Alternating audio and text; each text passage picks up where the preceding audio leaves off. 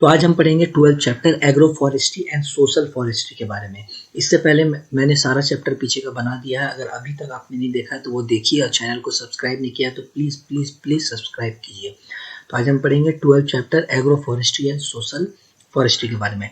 तो सबसे पहले आता है कि एग्रो फॉरेस्ट्री होता क्या है। तो एग्रो फॉरेस्ट्री एक सिस्टम होता है जहाँ पे एग्रीकल्चर और फॉरेस्ट को प्रैक्टिस किया जाता है, या तो एक साथ या तो सेपरेट, लेकिन जो लैंड होता है वो तो सेम होता है और जो ये कनेक्टेड रहता है और सिमिलर रहता है टोंगिया सिस्टम जैसा, जो जिसमें रिजेनरेटिंग किया जाता है फॉरेस्ट को, जिसका मतलब होता है in Burmese meaning cultivation of tree and crop. तो मतलब कल्टीवेशन ऑफ ट्री और क्रॉप इस सिमिलर रहता है किसके जैसा, टोंगिया सिस्टम के जैसा। टोंगिया सिस्टम के जैसा ये सिमिलर रहता है।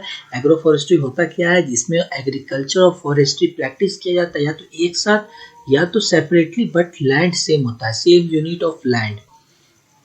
फिर agriculture in forest is called agro forest. Doctor King और कैंडल जो था डिफाइन किए थे, it is as a sustainable land management system जो कि इंक्रीज करता है use of land, combines the production of crop and forest plant and animal simultaneously or sequentially on the same unit of land and applies management practices that are compatible with the cultural practices of the local population. It is localized in its concept. तो कहने का मतलब वही same ही है, उनका भी यही कहना था कि एक सिस्टम होता है जिसमें हम लोग एग्रीकल्चर और फॉरेस्ट्री को प्रैक्टिसेस करते हैं। इसका मेन फीचर क्या होता है, मेन फीचर ये होता है कि multi store production of the different species of the economic plant होता है विद सुटेबल प्लांट जियोमेट्री। मतलब इसमें हम लोग मल्टी स्टोर प्रोडक्शन कर सकते हैं, एक साथ बहुत सारा हम लोग चीज़ का प्रोडक्शन कर पाते हैं और अच्छे से प्रोडक्शन कर पाते हैं, जिससे हम लोग को 6 चीज़ मिलता है। एग्रो फॉरेस्ट्री मतलब 6F। 6F मतलब इसमें क्या क्या मिलता है, हम लोग को फूड मिल जाता है एग्रो फॉरेस्ट्री करने से, फीड मिल जाता है लाइफ स्टॉक के लिए, फाइबर मिल जाता है क्लॉथ्स के लिए, फ्यूल मिल जाता है विलेज और अर्बन होम्स के लिए, फर्नीचर मिल जाता है, फंड्स मिल जाता है गरीबों को विलेज के लिए, and it is government development programme, जिसमें गवर्नमेंट डेवलपमेंट प्रोग्राम के थ्रू भी इसे किया जाता है।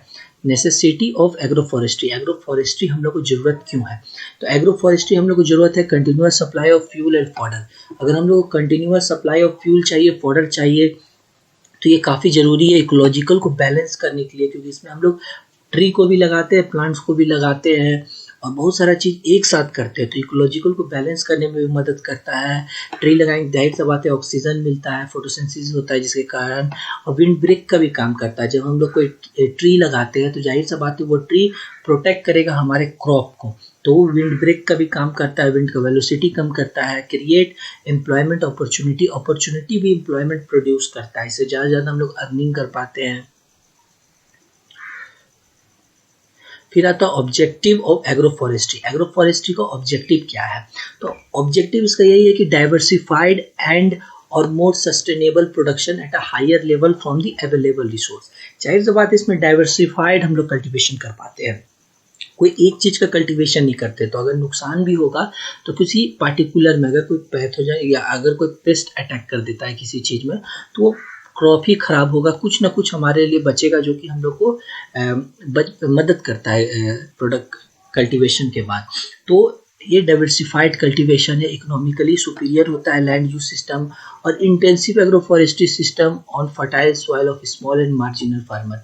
जाहिर सी बात है जो स्मॉल और मार्जिनल फार्मर को कम लैंड में ज़्यादा से ज़्यादा चीज़ हम लोग प्रोड्यूस कर पाते हैं। Production of basic needs of farmer namely foods, ये सब फूड फॉडर फ्यूल, ये सब बेसिक नीड्स इससे मिल जाता है। इन्हेंसमेंट लैंड प्रोडक्टिविटी का भी इन्हेंसमेंट होता है इससे, क्योंकि by low soil fertile, high soil erosion and high soil degradation. तो इससे लैंड क्या क्या फ़ायदा होता है, लैंड प्रोडक्टिविटी का फ़ायदा होता है, प्रोडक्शन होता है, बेसिक नीड्स का, फार्मर का जो बेसिक नीड्स है उससे भी उसको मिल जाता है, इकोनॉमिकल सुपीरियर भी रहता है। इंटेंसिव एग्रो फॉरेस्ट्री होने से कम लैंड में ज़्यादा से ज़्यादा प्रोड्यूस कर पाते हैं। डाइवर्सिफाइड होता है तो ख़राब भी होगा तो कुछ एक ख़राब होगा, ना कि सारा क्रॉप हमारा ख़राब हो जाएगा। और हिली एरिया में the practice of agro forestry has been develop. Hilly area में प्रैक्टिस होता है जो agro forestry to get material for cheap and light type of construction के लिए, to meet the basic requirement of fuel load in the locality के लिए, to get fodder for livestock, green manure for agriculture crop, to get protection from cold breezes to agriculture crops. तो ये सब भी produce करता है, ये सब बेनिफिट पहुंचाता है एग्रो फॉरेस्ट्री, इसीलिए हम लोग इसको एग्रो फॉरेस्ट्री करते हैं। अब है components of agro forestry. Agro forestry हम लोग करते हैं तो सिंपल है कि क्रॉप लगाते हैं और ट्री लगाते हैं उसके साथ। लेकिन अब कैसे करते हैं, किस टाइप का लगाते हैं, डिफरेंट डिफरेंट टाइप के एग्रो फॉरेस्ट्री हम लोग प्रैक्टिसेस करते हैं।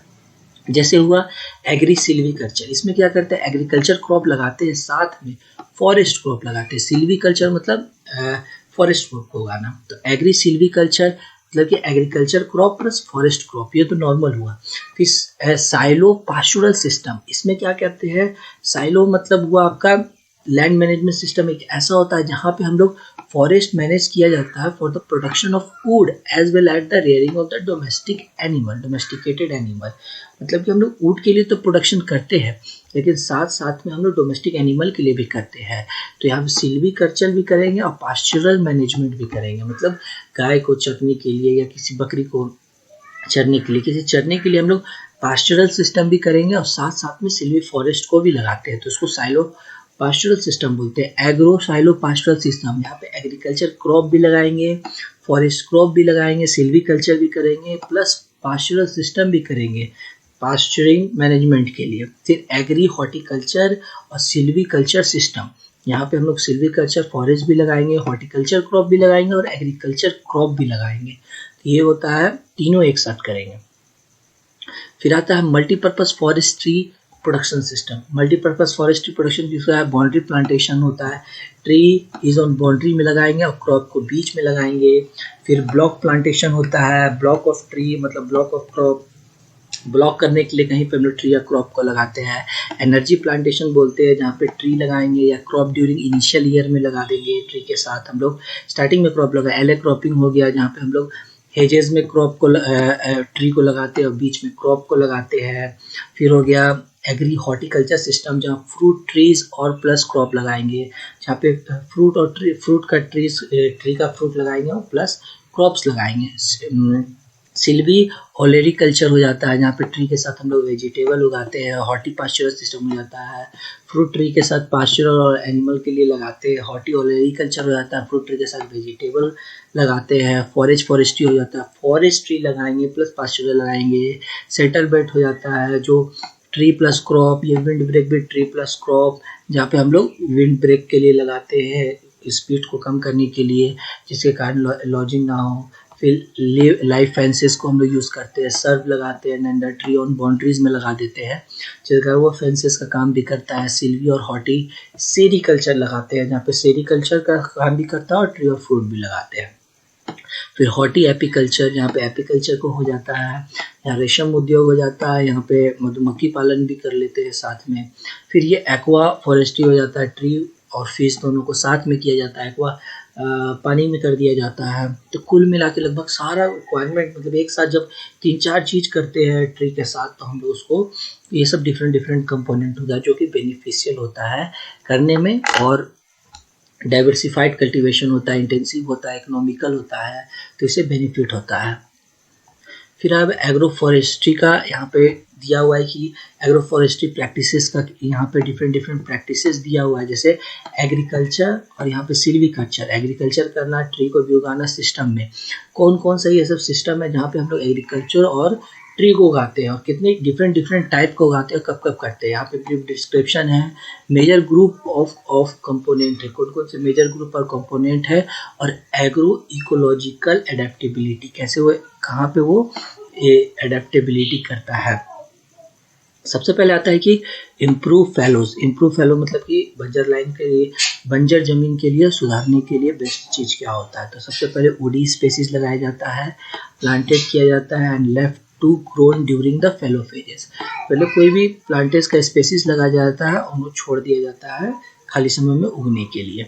मेजर ग्रुप और कंपोनेंट क्या होता है, फास्ट ग्रोइंग प्रेफर लेग्यूम्स को किया जाता है, कॉमन एग्रीकल्चर क्रॉप को लगाया जाता है।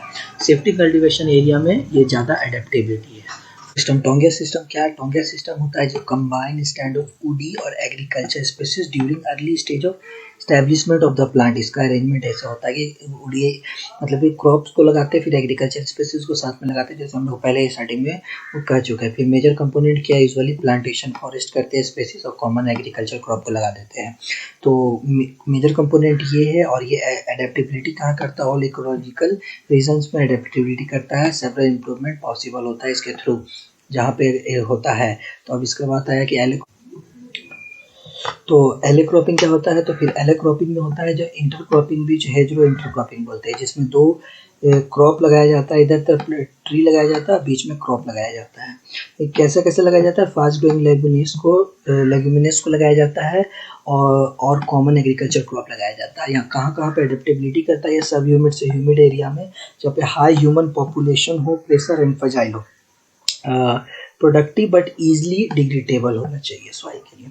फिर मल्टी लेयर ट्री गार्डन कहाँ होता है, जहाँ multi species multi dense plant associated with no organise planting arrangement, ऐसा जगह होता है। फिर यहाँ पे डिफरेंट वुडी कंपोनेंट लगाते हैं फॉर्म ऑफ ग्रोथ हैबिटेट में, usually absent shade tolerance once sometimes present रहता है। फिर एरियाज विथ फर्टाइल सॉइल रहता है, गुड एडेप्टेबिलिटी ऑफ लेबर रहता है, हाई ह्यूमन पॉपुलेशन प्रेशर रहता है। फिर multipurpose tree on crop land क्या होता है, multipurpose tree on crop lands के लिए ट्री स्कैटर्ड हैप्पैज़ार्डली और according to some systematic pattern में यहाँ पे रहता है बंड्स में सिस्टमैटिक पैटर्न में ट्री स्कैटर्ड रहेगा, और टेरेस और प्लॉट्स और फील्ड में और बाउंड्रीज में, ये सब जगह में ट्री स्कैटर्ड रहता है सम सिस्टमैटिक कुछ पैटर्न के थ्रू में। फिर यहाँ पे मल्टीपर्पज ट्री लगाए जाते हैं, अदर फ्रूट ट्री को लगाया जाता है, कॉमन एग्रीकल्चर क्रॉप उसके साथ लगाया जाता है। इन ऑल इकोनॉमिकल रीजन में ये हो जाता है, सब्सिस्टेंट फार्मिंग होता है, also commonly integrated with animal के थ्रू भी होता है। फिर प्लांटेशन क्रॉप कॉम्बिनेशन, यहाँ पे क्या क्या होता है, integrated multi storage mixture of plantation crop in alternate of other regular arrangement, said tree for plantation crop, said tree scattered रहता है, इंटरक्रॉपिंग विथ एग्रीकल्चर क्रॉप। तो ये सब के थ्रू प्लांटेशन क्रॉप कॉम्बिनेशन होता है। यहाँ पे प्लांटेशन क्रॉप को लगाया जाता है, जैसे कॉफ़ी हो, कोको हो, कोकोनट हो, एक्सेट्रा हो, फ्रूट ट्रीज को लगाया जाता है, फ्यूल वुड लगाया जाता है, फॉडर लगाया जाता है, यूजुअली प्रेजेंट इन रिजर्व रहता है, and to some extent shade tolerant species को भी लगाया जाता है यहाँ पे। फिर ये कहाँ कहाँ पे होता है, ह्यूमिड लोलैंड और ट्रॉपिकल ह्यूमिड सब ह्यूमिड जगह पे होता है, हाईलैंड पे। ऑन प्लांटेशन क्रॉप कंसर्न रहता है, जहाँ पे यूजुअली स्मॉल होल्डर सब्सिस्टेंट सिस्टम होता है ये। तो फिर आता है होम गार्डन में क्या होता है, intimate multi store combination of various tree रहता है, और क्रॉप अराउंड होम स्टेड लगाया जाता है, फ्रूट ट्रीज को लगाया जाता है, सेट टॉलरेंस एग्रीकल्चर स्पेसीज को लगाया जाता है, ये सारा इकोलॉजिकल रीजन में होता है।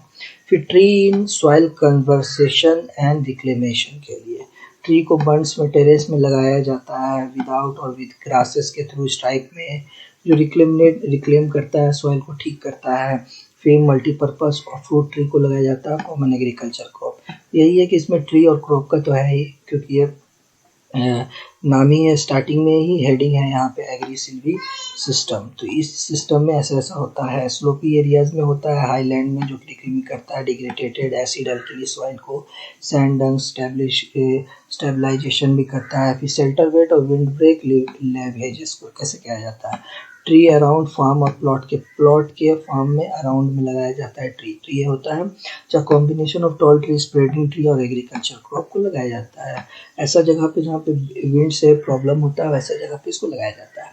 फिर फ्यूल वुड प्रोडक्शन के लिए क्या होता है, तो inter planting fuel firewood species को लगाया जाता है अराउंड एग्रीकल्चर लैंड के अराउंड में, जहाँ पे फायरवुड स्पेसीज और एग्रीकल्चर क्रॉप को लगाया जाता है। ये इन ऑल इकोलॉजिकल रीजन में ये एडेप्टिव होता है।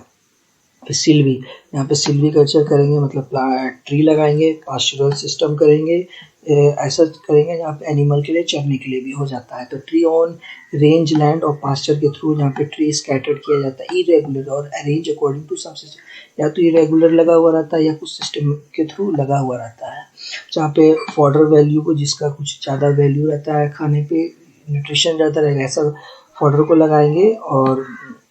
और यहाँ पे चरने के लिए करेंगे। एक्सटेंसिव ग्रेजिंग एरिया, जहाँ पे ज़्यादा से ज़्यादा ग्रेजिंग हो सकता है वैसा एरिया भी करते हैं। फिर प्रोटीन बैंक क्या होता है? प्रोटीन बैंक होता है production of protein rich tree fodder of और फार्म और range land for cut and carry fodder production के लिए जहाँ पे यूज़ किया जाता है। यहाँ पे भी ट्री कोई लगाते हैं, लेग्यूम्स फॉडर ट्री जनरली लगाते हैं usually in area with high person और लैंड रेशियो को, जहाँ पे रहता है ज़्यादा लोग भी है ज़्यादा लैंड भी है वैसे जगह पे ये किया जाता है। प्रोडक्शन किया जाता है प्रोटीन रिच ट्री के लिए, जो कि गुड रहता है, प्रोटीन से फुलफिल्ड रहता है। फिर plantation crop with pasture, plantation crop लगाएंगे ऐसा जो पास्चरल सिस्टम के साथ हो, जैसे cattle coconut in south east में लगाया जाता है, कैटल के लिए अंडर कोकोनट्स में किया जाता है Asia and the south Pacific में। फिर प्लांटेशन क्रॉप इसमें लगाया जाता है area with less pressure on plantation crop land, जहाँ ज़्यादा प्रेशर नहीं हो प्लांटेशन क्रॉप लैंड के लिए ऐसा जगह पे इसको किया जाता है। फिर एग्रीकल्चर भी हो, सिल्वीकल्चर भी हो, पास्चरल सिस्टम भी हो। ऐसा क्या होता है? Home garden involving animal, home garden जहाँ पे घर में एनिमल भी होता है।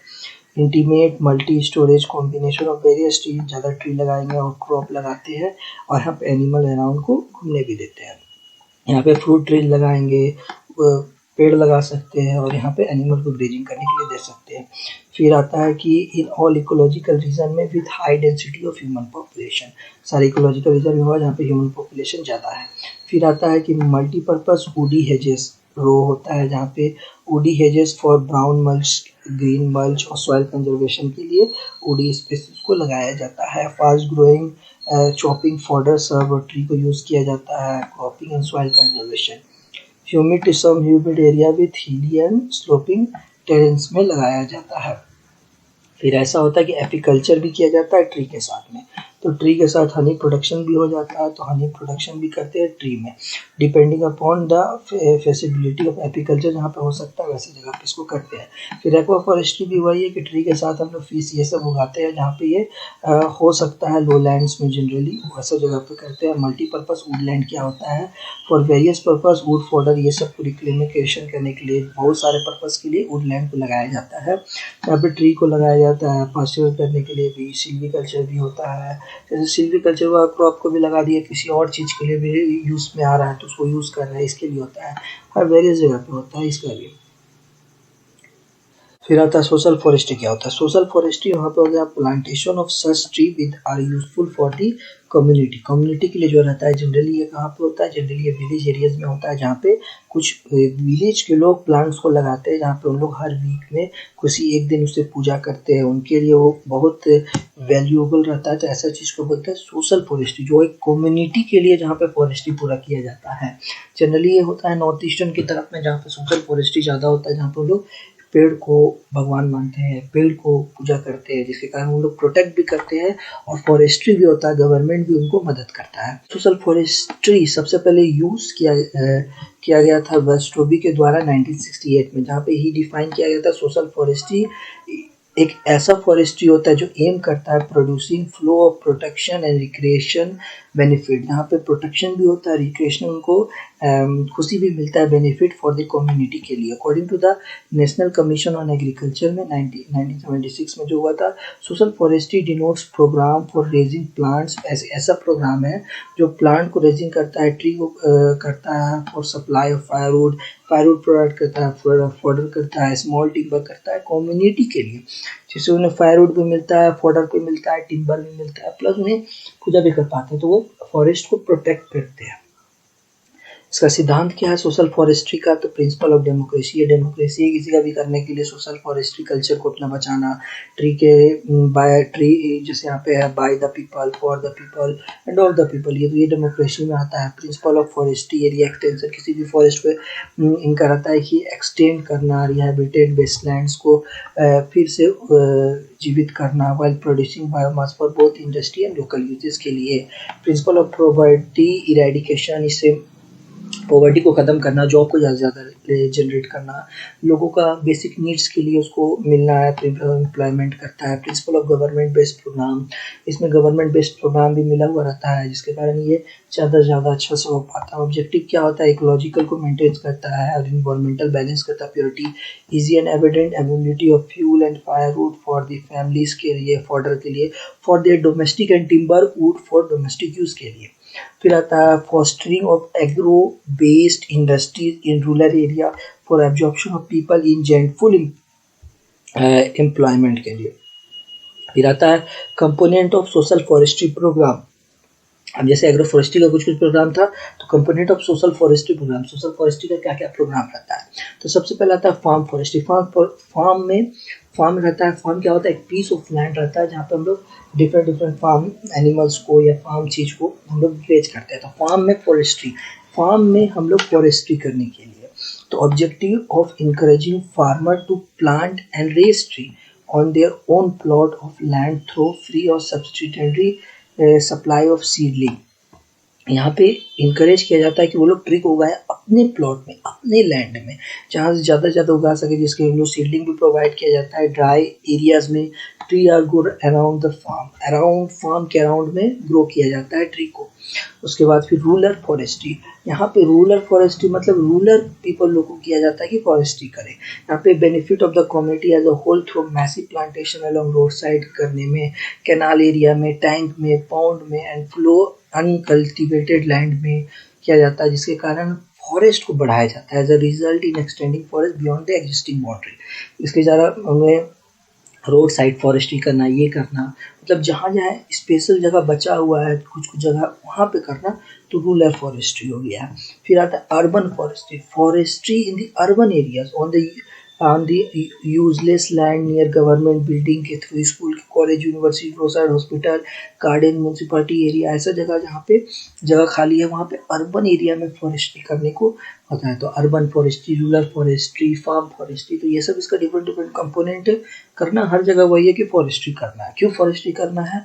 सोशल फॉरेस्ट्री का कंपोनेंट है, जाहिर सी बात है कि हमें कुछ मिल सके, जैसे हमें फायरवुड मिल सके, हमें कुछ उसे रिक्रिएशन भी मिले, बेनिफिट रहे, या तो हम अपनी खुशी के लिए करेंगे उसे, या तो लोगों के लिए करेंगे जैसे ऑक्सीजन के लिए कर रहे हैं, या फिर हम लोग उसे नॉर्मल कुछ पाने के लिए करेंगे, तो उसे बोलेंगे social forest. Need for more forest, क्यों हमें ज़्यादा ज़रूरत है फॉरेस्ट के लिए। By the 6th plan only about 22.7 of the total land area under forest and not more than 40 to 50%, ज़्यादा नहीं है, 40 से 50%, ओनली 22.7% है total land area under forest के अंदर में।